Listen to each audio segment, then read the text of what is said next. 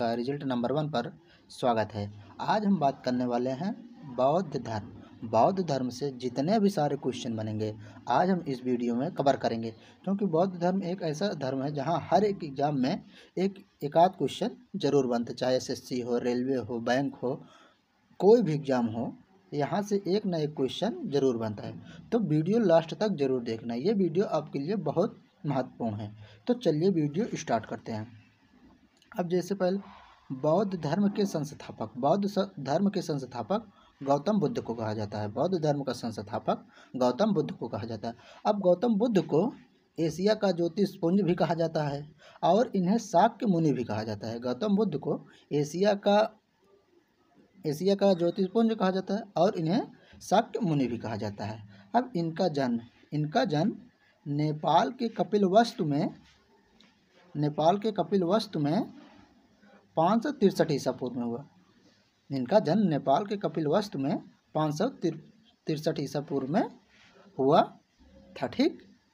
अब इनके बचपन का नाम सिद्धार्थ था।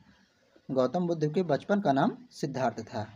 इनके पिता का नाम शुद्धोधन था। जो शाक्य कुल के महाराजा थे और इनकी माता का नाम महामाया था। इनकी माता जो जन्म दी थी उनका नाम महामाया था। गौतम बुद्ध के जन्म के 7 दिन बाद ही इनकी माता माया देवी की मृत्यु हो गई। तो इनका पालन पोषण इनकी मौसी प्रजापति गोमती ने किया, जो कि इनकी मौसी थी। तो इनका पालन पोषण इनकी मौसी प्रजापति गोमती किया और यही इनकी प्रथम महिला शिष्य बनी। गौतम बुद्ध की आगे चलकर जब इन्हें महाज्ञान की प्राप्त होगी तो इनकी एक महिला शिष्य बनी। तो पहली महिला शिष्य इनकी जो पालन पोषण करने वाली माता थी वही प्रजापति गोमती बनी थी। अब इनकी पत्नी यशोधरा से हुई। ठीक। क्योंकि इनके पिता को बता दिया गया था, एक भविष्यवाणी हुई थी कि आपका बेटा या आगे चलकर या एक बहुत बड़ा राजा बनेगा या सन्यास रूप में। तो उन्होंने इनकी शादी 14 से 15 साल की उम्र में यशोधरा से करवा दी। ठीक। अब इसके बाद इनका एक पुत्र हुआ जिसका नाम राहुल था। ठीक। इनका एक सारथी था जो रथ पर चलाता था, इनके घुमाने ले जाता था, उसका नाम चिन्ह था। और जिस घोड़े से इन्हें सैर करने जाते थे उस घोड़े का नाम कत्थक था। ठीक।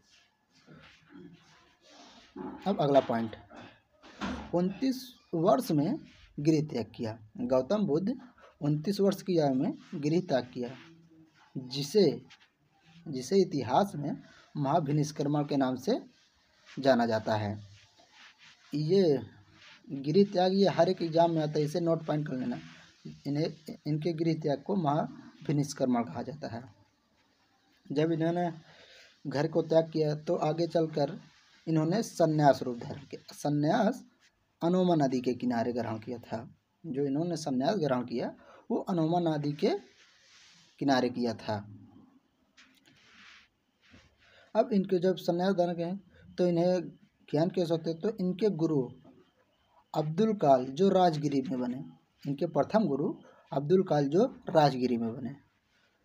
रुद्रक रामपुत्र इनके दूसरे गुरु थे जो वैशाली में इन्होंने बना था। ठीक। अब ज्ञान की प्राप्ति, जब इन्होंने संन्यास रूप धारण कर लिया, कुछ ज्ञान अब्दुल काल से लिया राजगिरी में, कुछ ज्ञान रुद्रक रामपुत्र वैशाली से लिया।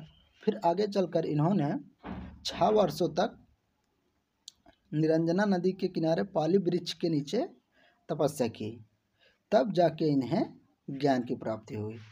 तो जो ज्ञान की प्राप्ति हुई वही निरंजना नदी के किनारे पीपल वृक्ष के तट पर ज्ञान की प्राप्ति हुई। ठीक। अब जो ज्ञान की प्राप्ति हुई थी उसे इतिहास में निवारण के नाम से जाना जाता है। ठीक। अब जब इन्होंने महाज्ञान की प्राप्ति कर ली तो इन्होंने अपना उपदेश दिया। तो प्रथम उपदेश सारनाथ में दिया। जो गौतम बुद्ध ने अपना पहला उपदेश दिया था वो सारनाथ में दिया था। इसे ही इतिहास में धम्मचक्र प्रवर्तन के नाम से जाना जाता है। जो इन्होंने पहला उपदेश दिया था उसे इतिहास में धम्मचक्र प्रवर्तन के नाम से जाना जाता है। अब इन्होंने प्रथम उपदेश में इन्होंने 4 आर्य सत्य दिए। जो पहला उपदेश दिया था उसमें इन्होंने प्रथम 4 सत्य दिए। पहला था दुख, दूसरा था दुख निरोध, तीसरा था दुख समुदाय और चौथा था दुख निरोधगामी प्रतिपाद। ये इन्होंने 4 आर्य सत्य दिए। अब बौद्ध धर्म में के 3 त्रिरत्न, बौद्ध धम्म संघ, ये बौद्ध धर्म के 3 रत्न हैं। ठीक। अब इन्होंने सर्वाधिक उपदेश श्रावस्ती में पाली भाषा में दिए थे। जो सर्वाधिक उपदेश दिया था इन्होंने श्रावस्ती में पाली भाषा में दिया था। इनके प्रथम शिष्य तपस्सुक और भल्लुक थे। इनके प्रथम शिष्य तपस्सुक और भल्लुक थे। इन्होंने अंतिम उपदेश, जब ये मृत्यु के कगार पर थे तो इन्होंने अंतिम उपदेश कुशीनगर में दिया। ठीक। इनकी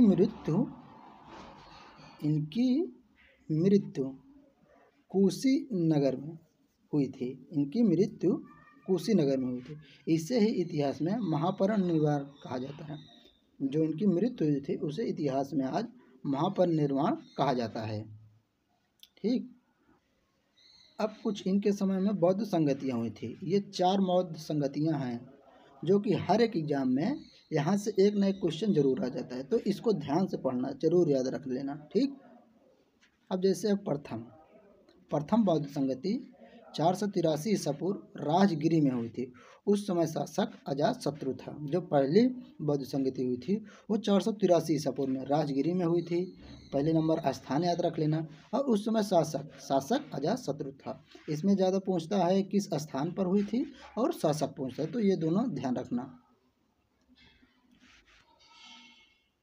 अब दूसरकी बौद्ध संगति 383 ईसा पूर्व, स्थान वैशाली और शासक उस समय काल शोक था। ठीक। तो स्थान और शासक का नाम याद रखना। दूसरी में 383 ईस्वी, स्थान वैशाली और शासक काल शोक था। अब तीसरी बौद्ध संगति 251 ईसा पूर्व, स्थान पाटलिपुत्र, शासक अशोक। ठीक। अब चौथी 78 ईस्वी, स्थान कुंडलवन कश्मीर, शासक कनिष्क। चौथी बौद्ध संगति 78 ईस्वी, स्थान कुंडलवन कश्मीर, शासक कनिष्क। तो ये थी आज की वीडियो में बौद्ध धर्म से जितने भी सारे क्वेश्चन बनने वाले थे, आज हम इस वीडियो में आपको कवर करा दिए। तो अगर आपको वीडियो पसंद आए तो लाइक करें, शेयर करें एंड हमारे चैनल को सब्सक्राइब करें।